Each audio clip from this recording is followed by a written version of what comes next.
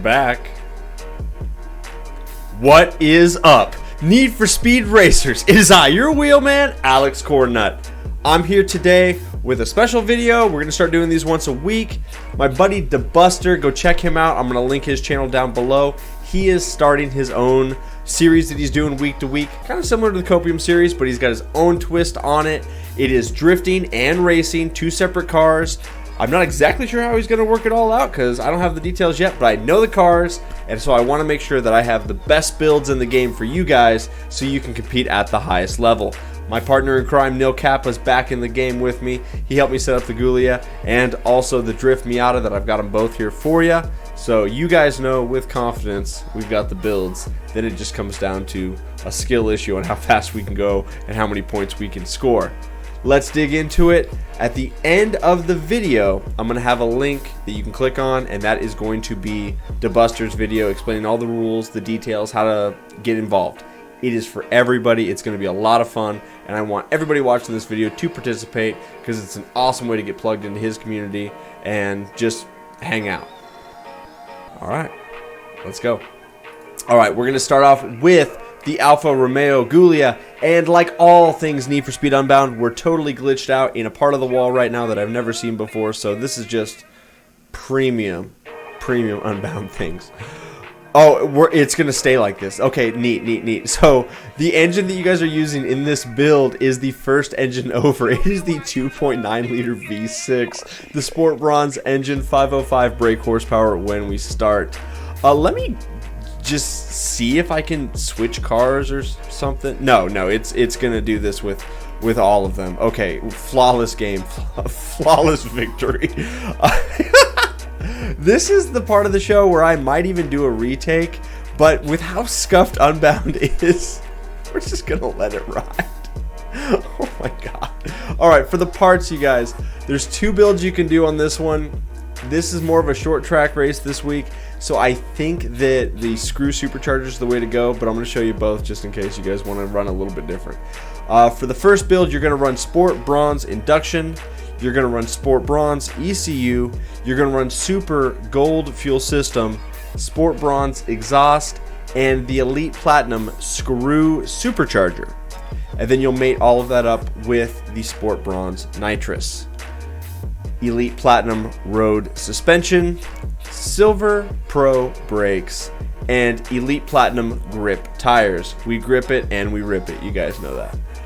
You're going to run the Silver Pro Clutch, and then you're going to run the Sport Bronze 5-speed transmission. Make sure you change that transmission. None of the other ones are going to fit in the car and the chassis, and keep it in this class, at least with as much horsepower will be added this way.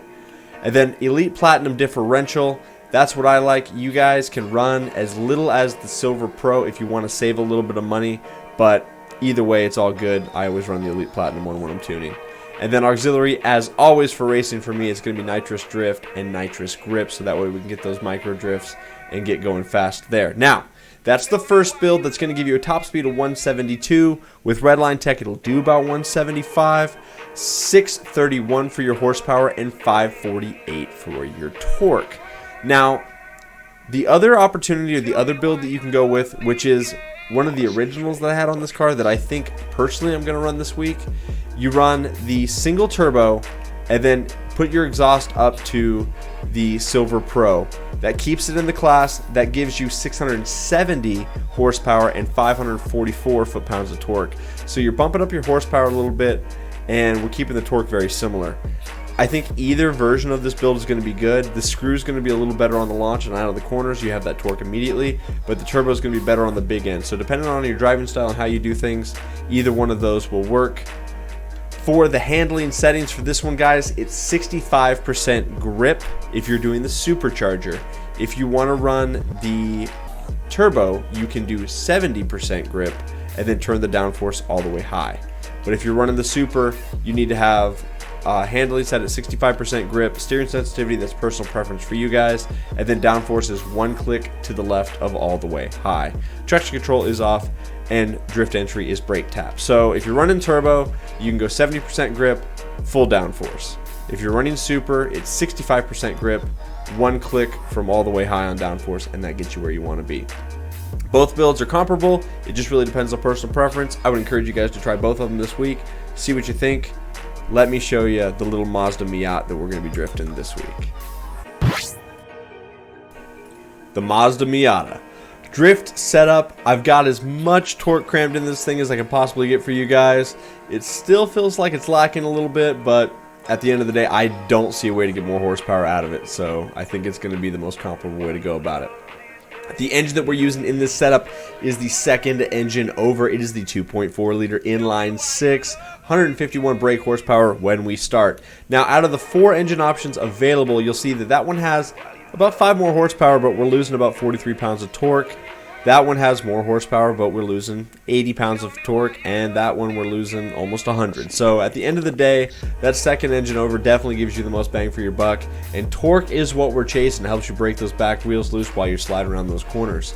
For the parts, you are doing iron basic induction, you're doing elite platinum ECU, you're doing super gold fuel system, iron basic exhaust, and then you're doing elite platinum screw supercharger. The methodology in this one for drift specifically is you want to have as much torque as possible.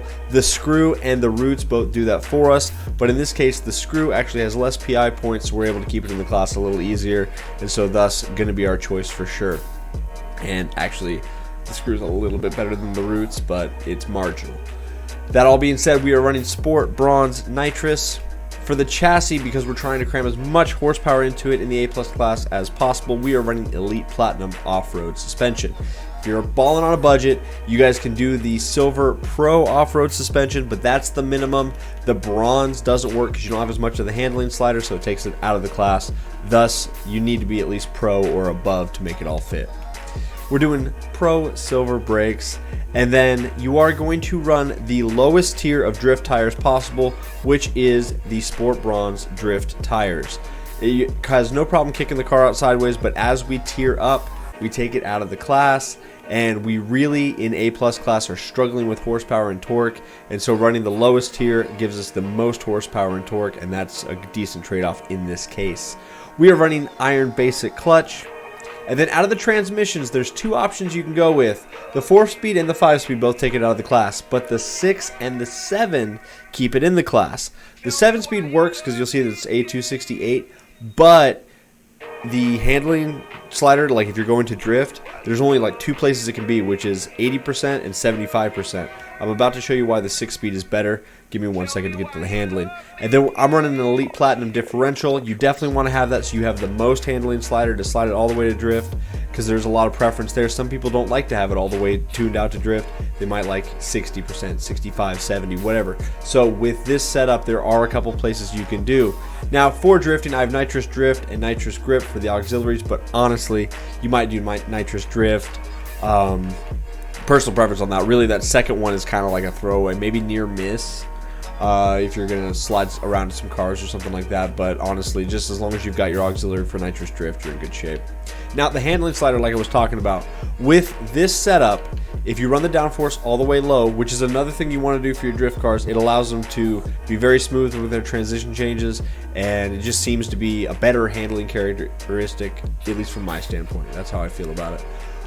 If you want to run it all the way high, you can do that, and then you can maybe upgrade one of the other parts. You might be able to tear up your tires if you did that. But for me, I'm saying downforce all the way low, and then for this, you can go 75 or 80.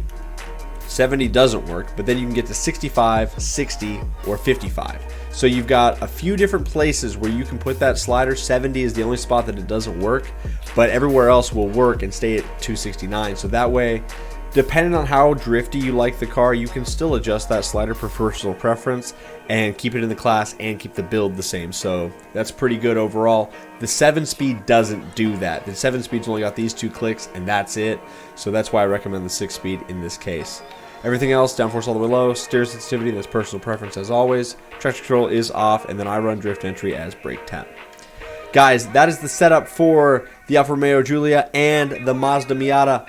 Click the link that's appearing on your screen right now. Go over, check out DaBuster's video. Get plugged in. Participate in DaBlacklist, which DaBuster's putting together. Give him a shout out. Give him a follow. Give a like on this video if you would, please. And we'll see you on track, and we'll see how everybody stacks up in the new Blacklist series. You guys have a great rest of your day. We'll see you next time. Bye.